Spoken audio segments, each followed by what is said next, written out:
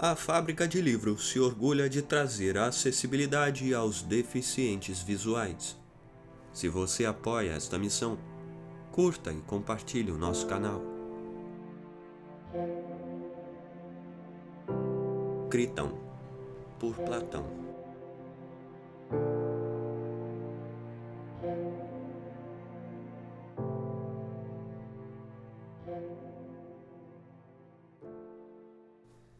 Por que viestes a estas horas, Critão?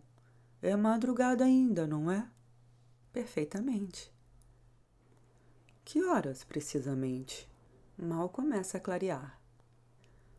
Admira-me que o guarda da prisão te haja atendido. Ele já se acostumou comigo, Sócrates, de tanto eu frequentar este lugar. Ademais, deve-me alguns favores. Acabas de chegar ou faz tempo? Faz já algum tempo. Então, por que não me acordaste logo e sentaste aí calado? É que, por Zeus, Sócrates, em teu lugar eu não gostaria de passar muito tempo acordado numa aflição assim. Estou mesmo admirando há tempo a placidez do teu sono. Não te acordei de propósito, para que pudesses gozar quanto mais dessa tranquilidade. Já muitas vezes antes, em toda a nossa vida, te considerei feliz pelo teu gênio, porém muito mais agora, na presente desgraça, pela facilidade e brandura com que a suportas.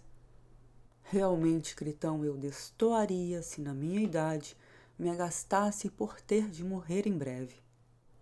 Outros também, Sócrates, passam por provações assim na mesma idade. No entanto, os anos não os dispensam de se agastarem com a sorte que lhes toca. Assim é, mas afinal, para que vieste tão cedo? Para trazer uma notícia, Sócrates, dolorosa e desoladora. Não assim para ti, pelo que vejo, mas dolorosa e desoladora para mim e para todos os teus amigos. Acho que a poderia contar como uma das que mais o sejam. Que venha a ser: chegou de Delos o navio a cuja chegada devo morrer? Bem, chegar não chegou, mas calculo que deve aportar hoje, pelo que me noticiam pessoas vindas de Súnio e que lá o deixaram. As novas dão a entender que vai aportar hoje, e será fatalmente amanhã, Sócrates, que terás de cessar de viver. Pois bem, Critão, a boa aventura. Se assim apraz aos deuses, assim seja. Todavia, acho que não vai aportar hoje. Em que te baseias? Vou dizê-lo. Devo morrer, penso, no dia seguinte ao da chegada do navio. Ao menos assim dizem as autoridades competentes. Por isso acho que não vai aportar no dia de hoje, mas no de amanhã. Baseio-me num sonho que acabo de ter esta noite. Talvez mesmo tenha sido oportuno não me haveres despertado. Como foi o sonho? Parecia-me que vinha uma linda mulher formosa, de lindas feições, vestida de branco, me chamava e dizia: Sócrates, depois de amanhã poderás ter chegado às férteis campinas de Fétia. Sonho esquisito, Sócrates. De sentido claro ao que penso, Critão. Por demais penso eu. Contudo, meu pobre Sócrates, ainda uma vez, dá-me ouvidos e põe-te a salvo, porque para mim, se vieres a morrer, a desdita não será uma só. A parte a perda de um amigo como não acharei nenhum igual. Acresce que muita gente, que não nos conhece bem, a mim e a ti, pensará que eu, podendo salvar-te, não me dispusesse a gastar dinheiro, não me importei. Ora, existe reputação vergonhosa do que é de fazer caso do dinheiro que dos amigos? O povo não vai acreditar que tu é que não quiseste sair daqui, a despeito de que o queremos nós mais que tudo. Mas para nós, meu caro Critão, é tão importante assim a opinião do povo? A gente melhor, com quem mais importa que nos preocupemos, cuidará que as coisas se terão passado tal como se tiverem passado. Mas bem vê, Sócrates, que não se pode deixar de fazer caso também da opinião do povo. Os fatos mesmos de agora dizem claro que o povo é capaz de fazer não os mais pequeninos dos males, mas como que os maiores. Basta que entre eles se espalhem calúnias contra alguém. Oxalá, Critão, fosse o povo capaz de praticar os maiores males para ser capaz também dos maiores benefícios. Seria esplêndido. Não o é, porém, nem destes, nem daqueles. Incapaz de dar o siso, bem como de tirá-lo. Ele obra ao sabor do acaso. Vá lá que assim seja. Mas dize uma coisa, Sócrates. Estás procurando evitar, não é? Que eu e os outros amigos teus, caso saias daqui, venhamos a ser molestados pelos sicofantas, sob a acusação de te subtrair daqui e obrigados a abrir mão de todos os nossos haveres, ou pelo menos de grossas quantias, ou a sofrer, além disso, qualquer outra pena? Se é isso que temes, manda o medo às urtigas. É justo que nós, para salvar-te, corramos esse perigo, e maiores ainda, se for preciso. Vamos, dá-me ouvidos e não proceda de outra maneira. Estou evitando isso tudo, Critão, e muitas outras coisas. Pois não tenhas esse receio. Não é muito dinheiro que certas pessoas querem receber para levar-te daqui e salvar-te. Depois, não vês como são baratos esses sicofantas? Que não seria preciso gastar muito com eles? Os meus haveres estão à tua disposição e acho que são suficientes. Além disso, caso apreensivo por mim, te pareças não devas despender o meu. Aí estão aqueles estrangeiros, prontos a gastar. Até trouxe exatamente para isso dinheiro suficiente, símias de Tebas. Sebes também está pronto e muitíssimos outros. Por isso, repito, não seja por este receio que desistas de te salvar. Tampouco te embaraces, como dizia no tribunal, com a possibilidade de, partindo, não teres do que viver. Em muitos lugares, mesmo no exterior, onde fores parar, acharás amizade. Se quiseres ir para a Tessália, tenho lá hóspedes que te darão grande apreço e te oferecerão segurança, de sorte que ninguém na Tessália te molestará. Demais, Sócrates, acho que cometes uma injustiça entregando-te, quando te pode salvar. Estás trabalhando para que te aconteça exatamente aquilo a que visariam teus inimigos, a que visaram quando decidiram tua perda. De mais a mais, ao meu ver, atraiçoa também os teus filhos. Podendo criá-los e educá-los, tu queres ir-te, abandonando-os. No que te concerne, fiquem eles entregues à sua sorte. A deles é natural, será a sorte costumeira dos que caem na orfandade. A gente deve ou não ter filhos, ou sofrer juntamente com eles, criando-os e educando-os. Tu me dás a impressão de estarem escolhendo a sua maior comodidade. Deve-se, porém, escolher o que escolheria um homem bom e de brio, ao menos quando vives dizendo não ter outra preocupação na vida senão a virtude. Eu, sabes, tenho vergonha por ti e por todos nós, os teus amigos, de que atribuam a covardia de nossa parte tudo o que aconteceu contigo.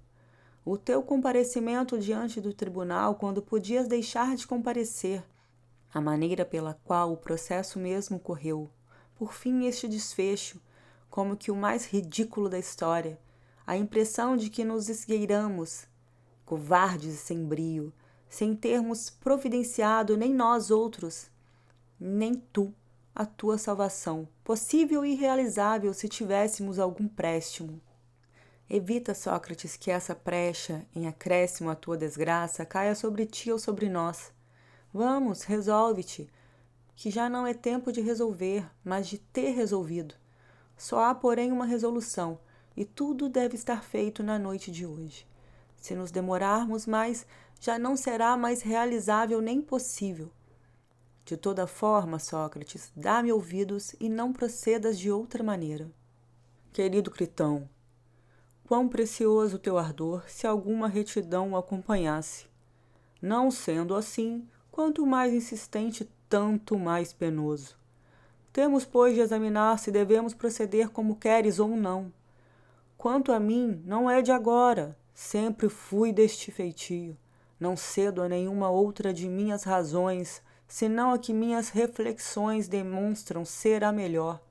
As razões que alegava no passado não as posso enjeitar agora em vista de minha sorte presente. Elas se me apresentam como que inalteradas. São as mesmas de antes, as que estou respeitando e acatando. Se nestas conjunturas não temos outras melhores para alegar, fica certo de que não cederei absolutamente a tuas instâncias, ainda que, com mais ameaças que as atuais, nos acene o poderia da multidão, como a crianças, como o espantalho das prisões, mortes e confisco de bens. Como, portanto, faremos tal exame o mais acuradamente possível? Será retomando em primeiro lugar aquela razão que alegas a propósito das opiniões? Estávamos certos ou errados ao repetirmos que das opiniões umas devemos acatar, outras não? Ou antes de eu ter de morrer, era acertado dizê-lo, mas agora se patenteou. Não é assim? Que falávamos por falar, mas não passava de brincadeira, futilidade?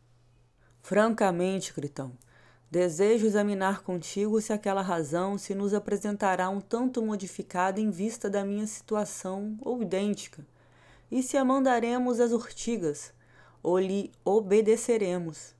Costumavam dizer, creio eu, os que presumem falar seriamente, mais ou menos o mesmo que eu próprio dizia há pouco, que das opiniões que os homens formam, a umas se deve grande acatamento, a outras não.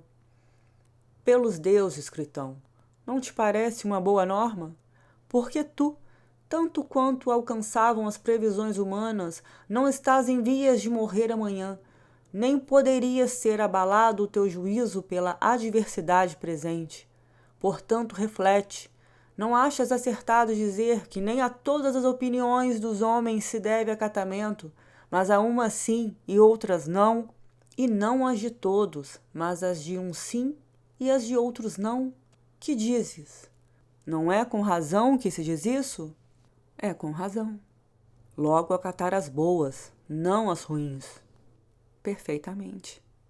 Boas não são as dos judiciosos, ruins as dos sandeus?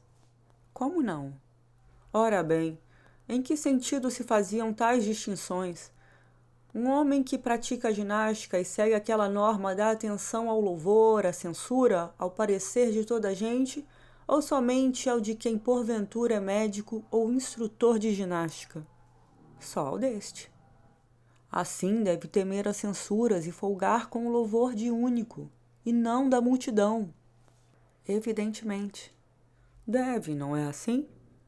Conforme suas práticas, seus exercícios, sua alimentação, sua bebida, somente com a opinião do mestre e entendido, de preferência de todos os demais juntos. Assim é. Bem, se desobedece àquele único, se desacata ao seu parecer e ao seu louvor, para atender ao que diz a multidão que de nada entende, não sofrerá nenhuma consequência ruim? Como não? Qual é essa consequência ruim? Que extensão tem? E onde atinge o desobediente? Está se vendo aqui no corpo, porque é este que ele arruína. Dizes bem. Portanto, Critão, para não passarmos tudo em revista, com tudo mais se dá o mesmo. Agora, quando ao injusto ou ao justo, ao feio e ao belo, ao bem e ao mal, objetos desta nossa deliberação, devemos nós seguir a opinião da multidão e temê-la, ou a do único, se algum existe, entendido, a quem devemos respeitar e temer mais do que a todos os demais juntos. Se não obedecermos ao qual, corromperemos e danificaremos aquilo que melhora com a justiça e se arruína com a injustiça? Ou isto não tem cabimento? Acho que tem, Sócrates.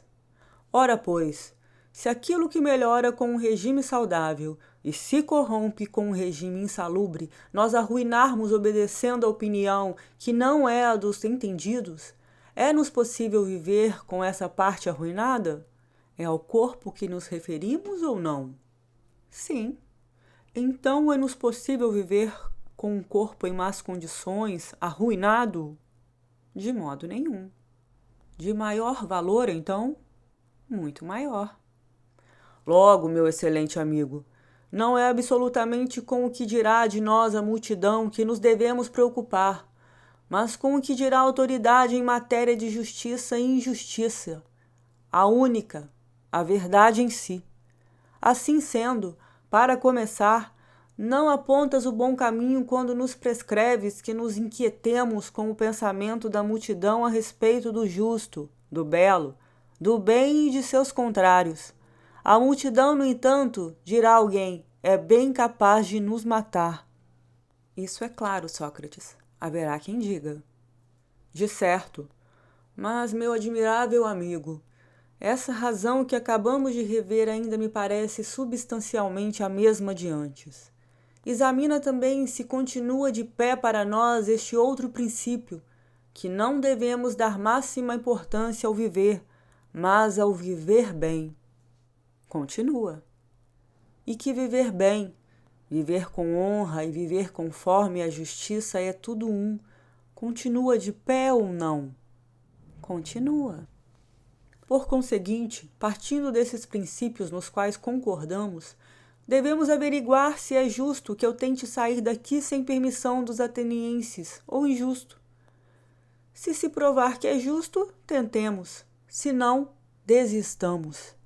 As considerações que aduzes de dispêndio de dinheiro, reputação, criação de filhos, Critão, cuidado, não sejam na realidade especulação próprias de quem com a mesma facilidade mataria e, se pudesse, ressuscitaria sem nenhum critério a saber a multidão.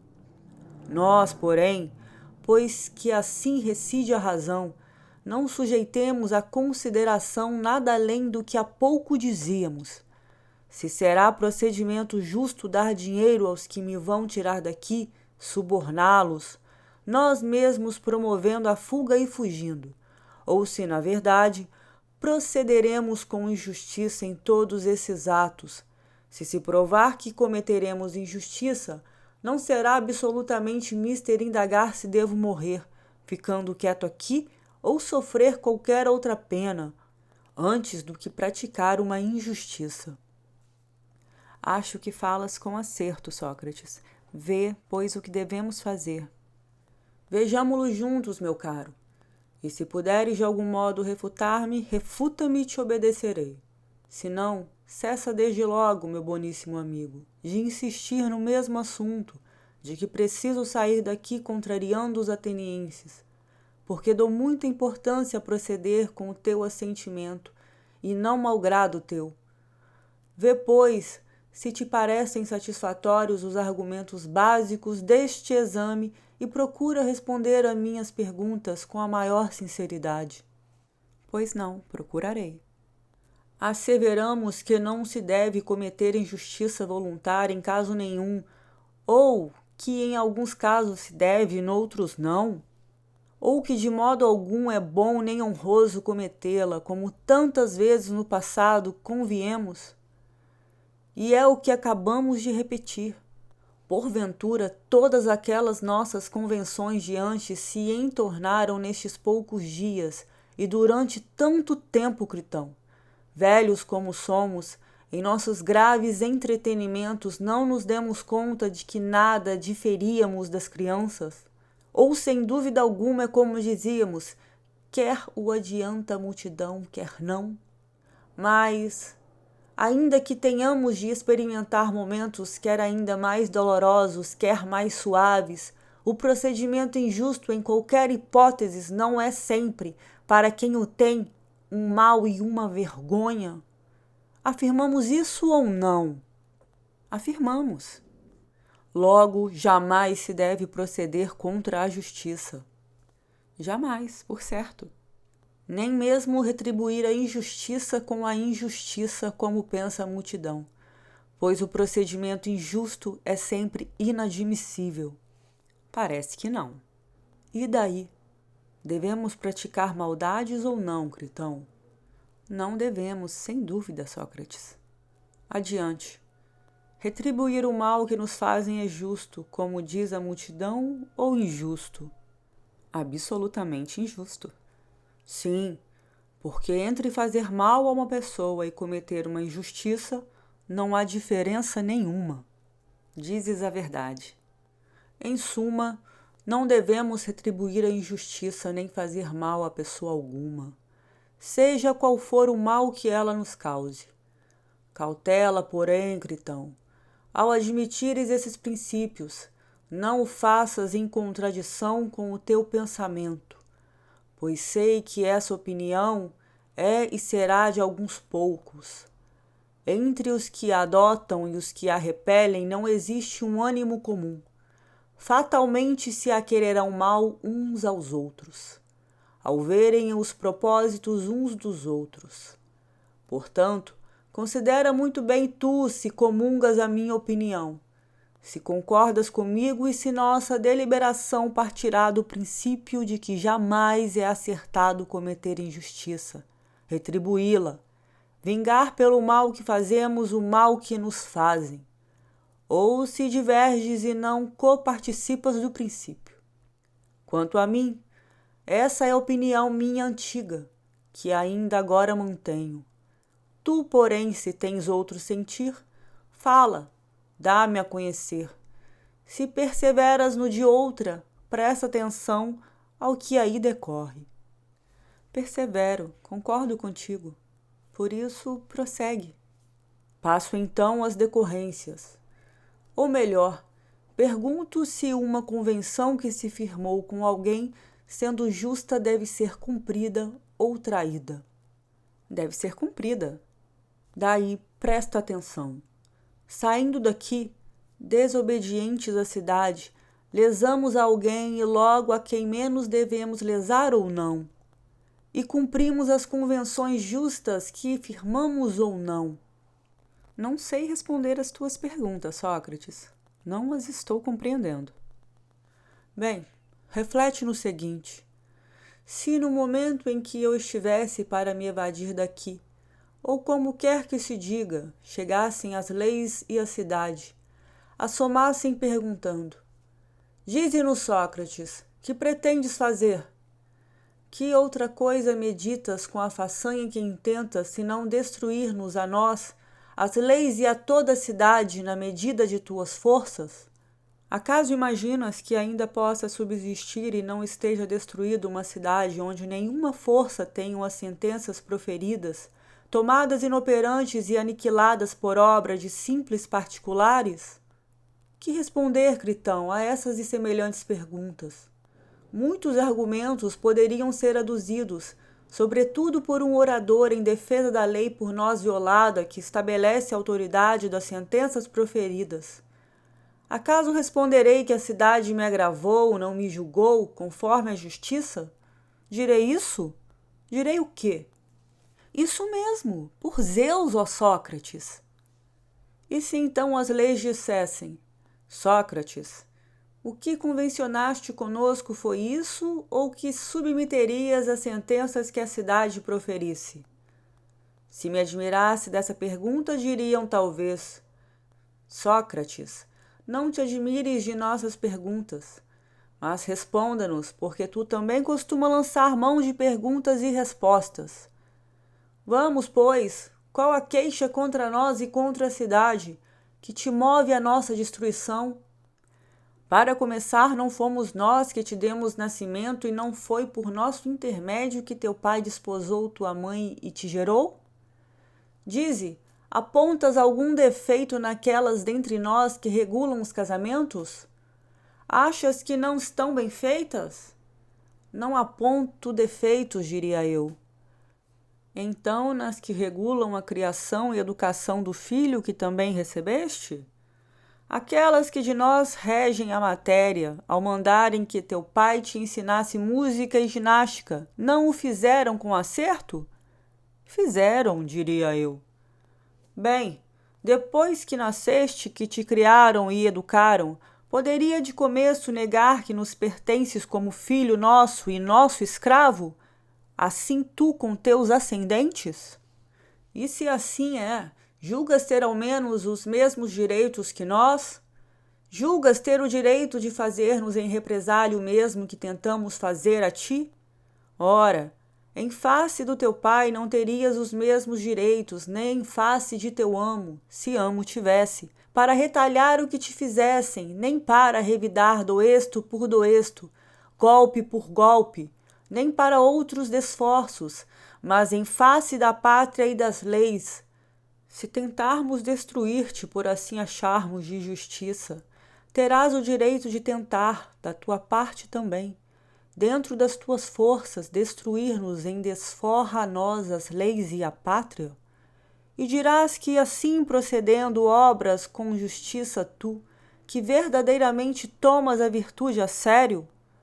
Que sabedoria é a tua, se ignoras que acima de tua mãe, teu pai e todos os outros teus ascendentes, a pátria é a mais respeitável, mais venerável, mais sacrossanta, mais estimada dos deuses e dos homens sensatos? Que se deve mais veneração, obediência e carinho a uma pátria gastada do que a um pai? Que o dever é ou dissuadi-la ou cumprir seus mandados, sofrer quietamente o que ela mandar sofrer, sejam espancamentos, sejam grilhões, seja convocação para ser ferido ou morto na guerra? Tudo isso deve ser feito, e esse é o direito. Não esquivar-se, não recuar, não desertar o posto, mas quer na guerra, quer no tribunal, em toda parte, em suma, cumpre ou executar as ordens da cidade e da pátria, ou obter a revogação pelas vias criadas do direito. É impiedade usar de violência contra a mãe e o pai, mas ainda muito pior contra a pátria do que contra eles. Que responderei isso, Critão? Que as leis dizem a verdade ou que não? Acho que sim. Vê, portanto, Sócrates, diriam talvez as leis. Temos razão em taxar de injusto o que intentas fazer-nos agora. Nós que te geramos, te criamos, te educamos, te admitimos a participação de todos os benefícios que podemos proporcionar a ti e a todos os demais cidadãos, sem embargo. Proclamamos termos facultado ao ateniense que o quiser, uma vez entrada na posse dos direitos civis, no conhecimento da vida pública e de nós, as leis, se não formos de seu agrado, a liberdade de juntar o que é seu e partir para onde bem entender. Se, por não lhe agradarmos nós e a cidade, algum de vós quiser rumar para outra colônia ou quiser fixar residência em qualquer outro país, nenhuma de nós, as leis, o impede ou proíbe de seguir para onde lhe parecer, levando o que é seu. Mas quem dentre vós aqui permanece, vendo a maneira pela qual distribuímos justiça e desempenhamos as outras atribuições de Estado, passamos a dizer que convencionou conosco de fato cumprir nossas determinações. Desobedecendo-nos, é réu tresdobradamente, porque a nós que o geramos não presta a obediência, porque não o faz a nós que o criamos e porque, tendo convencionado obedecer-nos, nem obedece nem nos dissuade de incidirmos nalgum erro. Nós propomos, não impomos com aspereza o cumprimento de nossas ordens, e facultamos a escolha entre persuadir-nos do contrário e obedecer-nos. Ele, porém, não faz nenhuma coisa nem outra. Tais são os crimes, Sócrates, em que, se puserem em prática o teu plano, te declaramos incurso, mais do que os outros atenienses. Se então eu perguntasse, como assim? Talvez relhassem comigo com razão, dizendo estar eu mais do que os outros atenienses preso àquele compromisso para com elas. Diriam, dispomos, Sócrates, de fortes provas de que nós e a cidade somos do teu agrado. Tu não terias assistido nela mais do que todos os outros atenienses se ela não te agradasse mais do que a todos. Mas nem para uma festa jamais saíste da cidade, salvo uma única vez para os jogos do Istmo, nem para qualquer lugar do exterior, a não ser como combatente, nem outra viagem jamais empreendeste como os demais. Nem te deu vontade de conhecer outras cidades e outras leis. Mas nós e nossa cidade te havemos bastado. A tal ponto nos preferias e convinhas em seres cidadãos sob a nossa soberania. Por sinal que até geraste filhos nela, dando a entender que a cidade te agradava. Demais, mesmo durante o processo, se quisesses, podias obter a condenação ao exílio e fazer então, com o consentimento da cidade, o que pretendes fazer agora sem ele. Então, bravateavas tu que não te revoltarias se houvesses de morrer. Ao contrário, preferias declaravas a morte ao exílio. Mas agora não fazes honra àquelas palavras. Nem hesitas na tentativa de aniquilar a nós, as leis. Fazes o que faria o mais vil dos escravos, tentando a fuga contra as convenções e acordos, pelos quais te obrigaste para conosco aos deveres de cidadão. Responde-nos primeiro a esta pergunta. É verdade o que dizemos quando afirmamos que te obrigaste aos deveres de cidadão sob nosso império, não em palavras, mas de fato? Ou é mentira? Que hei de dizer a isso, Critão? Posso discordar? Forçosamente que não, Sócrates. Que fazes, diriam, se não ladear as convenções e acordos que conosco firmaste sem coação, sem engodo, sem a urgência de resolver em tempo exíguo, mas através de 70 anos, durante os quais te era facultado emigrar, se nós te desprazíamos e se descobrisse serem justas as convenções. Mas tu não preferiste nem Esparta nem Creta, que vives dizendo dotadas de boas leis, nem qualquer das outras cidades, gregas ou estrangeiras. Daqui não te afastaste mais do que os coxos, os cegos e outros mutilados, tanto mais do que os outros atenienses. Te agradava a cidade. Bem como nós as leis, evidentemente, pois aqui agradaria uma cidade com exceção das leis. Agora, porém, não é? Não mantens os compromissos. Sim, Sócrates, tu os manterás se nos atenderes, e não te sujeitarás ao ridículo de abandonar a cidade. Vamos, reflete. Adeando os compromissos e cometendo semelhante falta, que benefício trarás para ti e para teus amigos? Que teus amigos também correrão perigo serem exilados e privados de cidadania e de seus bens. Está fora de dúvida quanto a ti, para começar, se partires para uma das cidades mais próximas, digamos Tebas ou Mégara, que ambas têm boas leis. Ali entrarás, Sócrates, como inimigo de suas instituições. Todos quantos zelam por suas cidades te olharão de través, como um destruidor das leis.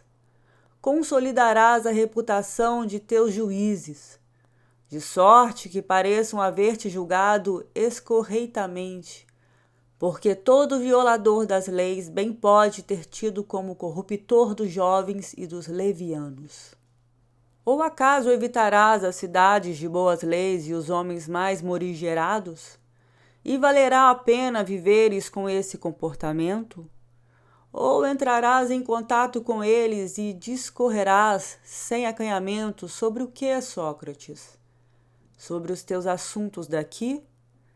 Sobre o supremo valor que tem para a humanidade a virtude, a justiça, assim como a legalidade e as leis? E não achas que o papel de Sócrates se manifestará indecoroso? Tens de achar. Admitamos que, afastando-se desses lugares, vá para a Tessália, para junto dos hóspedes de Critão, porque lá sobeja a desordem e a licença, e quiçá gostariam de te ouvir contar como foi cômica a tua fuga da prisão em travesti, metido num surrão de couro ou noutro disfarce habitual dos evadidos, e dissimulando esse jeito que é teu. Não haverá quem diga que homem de idade, com pouco tempo provável de vida, não te pejaste de te agarres tão pegajosamente à existência, burlando as leis mais veneráveis? Talvez, se não magoares a ninguém, caso contrário, irás ouvir, Sócrates, indignidades incontáveis. Viverás de granjear o favor de toda a gente, assujeitado a fazer o quê? Se não levar a vida arregalada na Tessália como se lá tivesse ido para um banquete? E aquelas palestras sobre a justiça e outras formas de virtude? Por onde nos andarão elas? Oh, sim, é por amor dos filhos que desejas viver, para os criares e educares. Mas e daí? Vai levá-los para a Tessália? Torná-los estrangeiros de criação e formação, para que te fiquem devendo mais esse benefício? Ou não será assim? Será que, estando tu vivo e sendo eles criados aqui, terão melhor criação e formação sem a tua companhia? Pois teus amigos é quem cuidarão deles? Então, se partires para Tessália, eles cuidarão, mas não hão de cuidar se partires para o Hades? Se tem algum préstimo deveras os que protestam amizade, hás de admitir que sim. Não, Sócrates, ouve-nos a nós que te criamos. Não sobreponhas a justiça nem teus filhos, nem tua vida, nem qualquer outra coisa para que, chegado ao Hades, possas alegar todas as justificações perante os que lá governam. Está claro que, com aquele procedimento, aqui não será melhor, nem mais justo, nem mais pio, para ti nem para nenhum dos teus, nem lá será melhor quando tiveres chegado.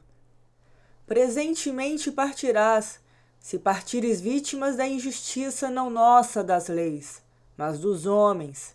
Se porém te evades, retribuindo assim vergonhosamente a injustiça, o dano com o dano, logrando próprios compromissos e acordos conosco, em detrimento daqueles a quem menos devias lesar, de ti próprio, de teus amigos, da tua pátria e nosso.